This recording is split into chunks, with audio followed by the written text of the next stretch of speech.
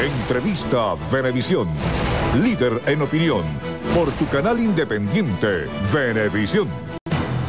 Bueno amigos, ya estamos listos para iniciar nuestra conversación con Delsa Solórzano. Ella es vicepresidenta del partido Un Nuevo Tiempo, también diputada al Parlamento Latinoamericano y miembro de la Mesa de la Unidad.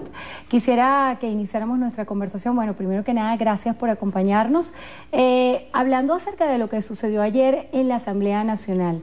El presidente de la Asamblea Nacional, Diosdado Cabello, decía que no se había logrado un consenso con la oposición, no porque no tuvieran nombres para postularlos al comité de postulaciones, que será responsable de la designación de los rectores del CNE, sino porque más bien tenían muchos nombres y no se habían puesto de acuerdo. Esto conmociona a la opinión pública porque quisiéramos saber a fondo qué fue lo que ocurrió ayer en la Asamblea Nacional. ¿Y qué fue? ¿Tienen nombres? ¿No los tienen? ¿No se pusieron de acuerdo? ¿Qué fue lo que pasó? Lo que pasa es que los nombres no deben ser de los partidos políticos. Lo que establece la Constitución y lo que establecen las leyes es que, además de los diputados que forman parte de estos comités de postulaciones, en este caso, el comité de postulaciones para escoger los nombres que van a ser los rectores del Consejo Nacional Electoral o los magistrados del Tribunal Supremo de Justicia, además de estos diputados, pues debe haber un grupo de ciudadanos que representen a la sociedad civil, que representen a los sectores de los cuales provienen. Estos ciudadanos no pueden tener ningún tipo de militancia o de afiliación partidista porque pierden pues su condición de independientes.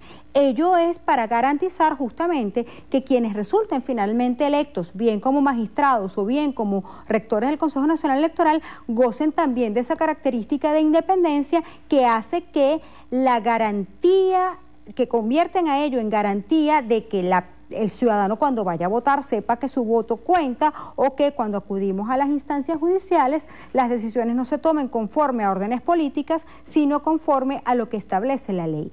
¿Qué ocurrió? Que el Partido Socialista Unificado, en su cabeza, a través parlamentaria, a través del señor Diosdado Cabello y de todo el grupo del Comité de Postulaciones, primero no llevaron a cuenta a tiempo las decisiones de los comités y en segundo lugar que pretenden que todos los miembros de estos comités de la sociedad civil sean militantes activos del Partido Socialista Unificado y eso para nosotros es inaceptable, así de simple. Nosotros creemos y lo que hemos venido exigiendo es simplemente el cumplimiento de la Constitución y de las leyes en este sentido. Lamentablemente ayer quedó al desnudo, lamentablemente para el señor Diosdado Cabello, quedó al desnudo completamente su posición cuando fue enfrentado por los diputados de la Mesa de la Unidad y emplazado pues a que señalara quiénes son las personas que le han exigido cargos o que le han exigido algún tipo de dádiva a cambio de, y él no pudo decir nombres porque Venezuela sabe que Diosdado Cabello miente y que la realidad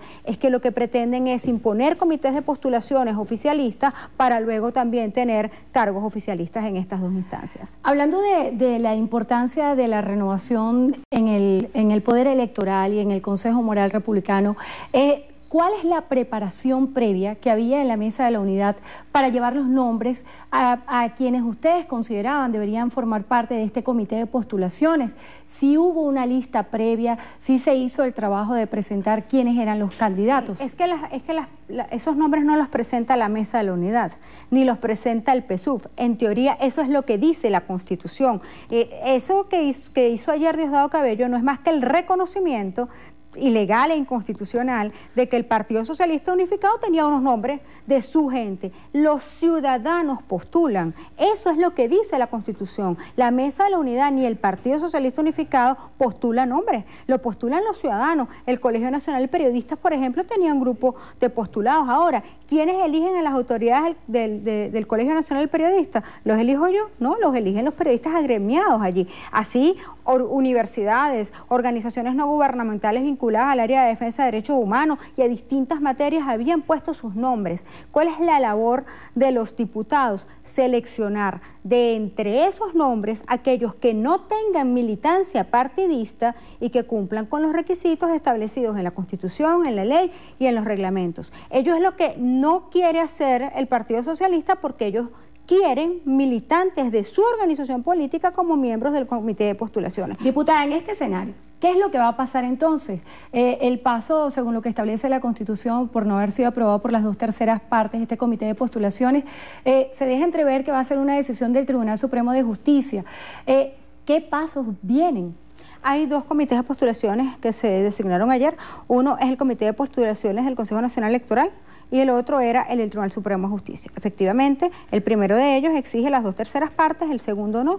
El segundo se escogió por mayoría simple de los diputados que hacen vida en la Asamblea Nacional, que fue efectivamente con los votos del oficialismo. Ayer hubo ciertamente una amenaza, si lo podemos entender de esa manera, del señor Diosdado Cabello, de que si no es aquí es en el TSJ, dando a entender de que efectivamente, como ellos tienen dominado y controlado el Tribunal Supremo de Justicia, elegirían pues sin ningún tipo de cumplimiento de la Constitución los rectores del Consejo Nacional Electoral o los magistrados eventualmente por el Tribunal Supremo de Justicia, lo cual indica indiscutiblemente que no tienen interés en designar a ciudadanos independientes. Porque, a ver, Endrina, si la votación que se requiere es de 2/3 partes, es porque efectivamente el constituyente previó la necesidad de que todas las fuerzas políticas que hacen vida dentro de la Asamblea Nacional se pongan de acuerdo en torno a los nombres para que el único requisito real que se cumpla es que sean designados conforme a la Constitución. Efectivamente pareciera pues que el oficialismo no tiene interés en designar a los ciudadanos o a los que vayan a resultar designados finalmente para estos cargos conforme a la Constitución, sino conforme a sus intereses políticos, porque de lo contrario los diputados de la Mesa de la Unidad no tendrían ningún inconveniente en votar junto con el PSUV para la designación de ciudadanos independientes y que cumplan con los requisitos de ley tanto para el Tribunal Supremo de Justicia como para el Consejo Nacional Electoral. En el marco de eso que usted menciona, de la necesidad que hay que en el Parlamento, por ejemplo, se pongan de acuerdo, el llamado al diálogo que habría hecho el Ejecutivo Nacional y el exhorto que ha hecho hace pocos días el gobernador de la entidad larense, en el cual pide retomar el diálogo político y económico. ¿Cree usted que esto es posible, retomar el diálogo? En unas declaraciones usted señalaba que una de las tareas más difíciles de su vida ha sido sentarse a hablar con el Ejecutivo Nacional. ¿Estaría otra vez la oposición dispuesta a retomar el diálogo? ¿Esto es posible? Sí, ya lo hicimos una vez. Es decir, es difícil, es complicado, porque evidentemente pensamos distinto, pero los demócratas tenemos la obligación de tener el diálogo siempre en nuestra agenda.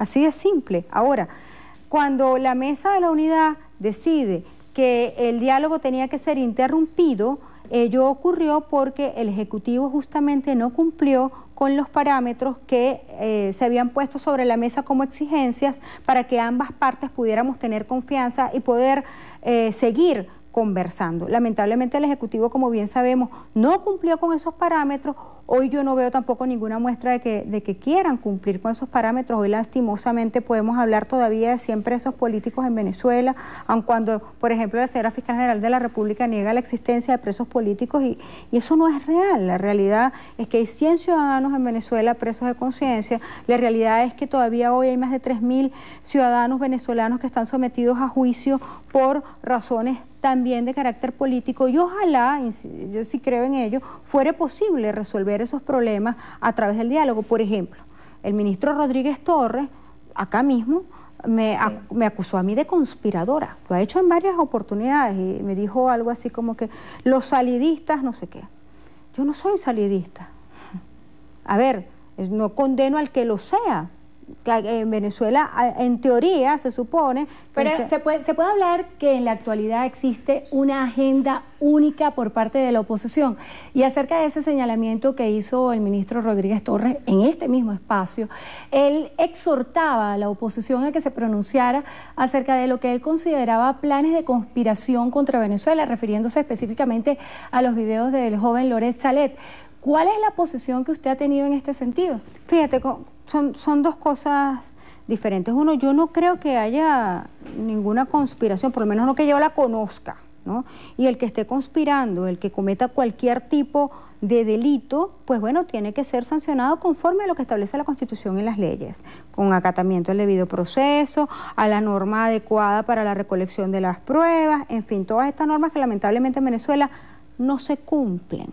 Así de simple. Entonces, paralelamente a ello, hay un video obtenido, quién sabe por cuál medio, en Venezuela. Yo soy abogado penalista y criminólogo, y entonces uno no puede evitar apegarse estrictamente al texto de la ley. Hay unas normas para la obtención de videos y que estos sean reconocidos como medios probatorios. Lamentablemente, aparentemente, por lo que uno ve por televisión, ese video no fue obtenido por los medios probatorios adecuados al Código Orgánico Procesal Penal, y con una sola declaración de un joven, que por cierto nosotros no compartimos, se pretende involucrar a una N cantidad de personas en cosas en las que no tienen ninguna prueba ni ninguna vinculación real. Entonces eso tiene que ser condenado, porque usted no puede tomar cualquier declaración y cualquier video de cualquier persona obtenido quién sabe por qué medios para involucrar a ciudadanos ajenos. Por ejemplo, se ha dicho que el alcalde Ledesma es amigo de Lorenza Ledesma. Bueno,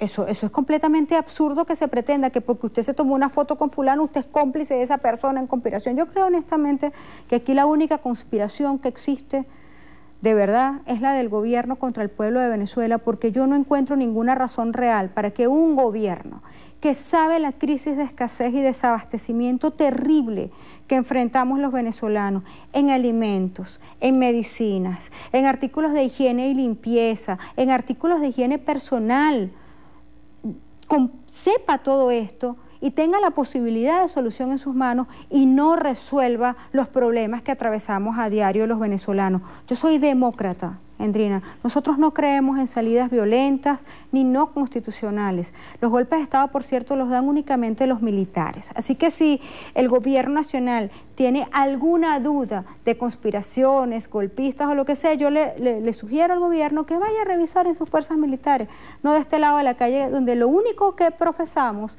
es el derecho constitucional, el derecho a ejercer nuestras normas constitucionales y nuestros principios allí establecidos. Diputada, acerca de la estrategia que tiene planteada la unidad de retomar las calles, según lo dijo el secretario ejecutivo de la unidad, se ha anunciado una movilización para este 4 de octubre. ¿Cuáles son las expectativas que tienen acerca de esta movilización? El 4 para la calle con la gente. Vamos a estar en la calle este 4 de octubre.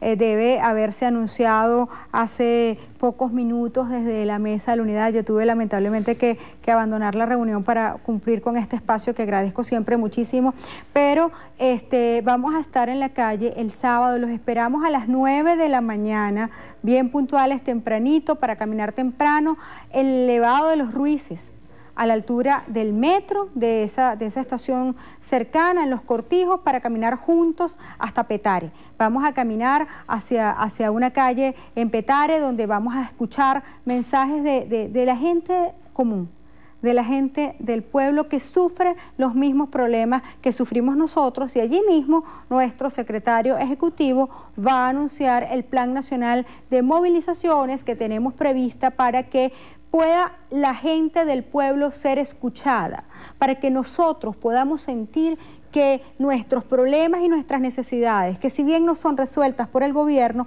pues tenemos una forma de manifestarlas de viva voz, a ver si el gobierno se entera de que en Venezuela no hay aceite, no hay harina para hacer arepas, no hay medicinas, no hay pañales para adultos y no hay desodorante. Bueno, le damos las gracias a la diputada Delsa Solórzano. Ella es vicepresidenta del Partido Nuevo Tiempo, diputada del Parlamento Latinoamericano, por haber estado con nosotros hoy en Entrevista a Venevisión. Muchísimas gracias, Endrina. Cualquier información de la movilización del sábado en Caracas, en el interior, en mi cuenta Twitter, @Delsa Solórzano. Gracias. Bueno.